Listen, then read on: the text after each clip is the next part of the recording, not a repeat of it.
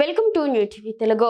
ఆంధ్రప్రదేశ్ లో scrub typhus కేసులు ఆందోళన కలిగిస్తున్నాయి. వైద్య కుటుంబ సంక్షేమ శాఖ విడుదల చేసిన ప్రకటన ప్రకారం ఈ ఏడాది రాష్ట్రంలో ఇప్పటి వరకు 1566 కేసులు నమోదయ్యాయి.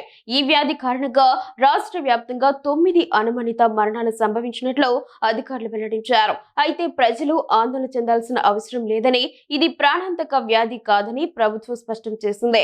వైద్య కుటుంబ సంక్షేమ కమిషనర్ ఈ విషయంపై మాట్లాడుతూ స్క్రబ్ టైఫస్ అనేది పేడ పురుగు ద్వారా వ్యాపించే బ్యాక్టీరియా వల్ల సంక్రమిస్తుంది అని, ఇది సాధారణంగా ప్రతి సంవత్సరం శీతాకాలంలో కనిపిస్తుందని, వ్యాధిని ముందుగా గుర్తిస్తే యాంటీబయాటిక్స్ ద్వారా సులభంగా నయం చేసుకోవచ్చని చెప్పారు.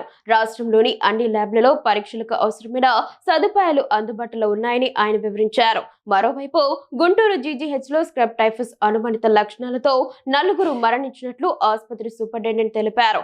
జ్వరం వచ్చిన వారు వెంటనే వైద్యులను సంప్రదించి అవసరమైన పరీక్షలు చేయించుకోవాలని ఆరోగ్య శాఖ సూచించింది. వ్యాధి లక్షణాలు 5 నుంచి 20 రోజుల్లో బయటపడతాయని, వైద్యుల సలహా మేరకే మందులు వాడాలని స్పష్టం చేసింది.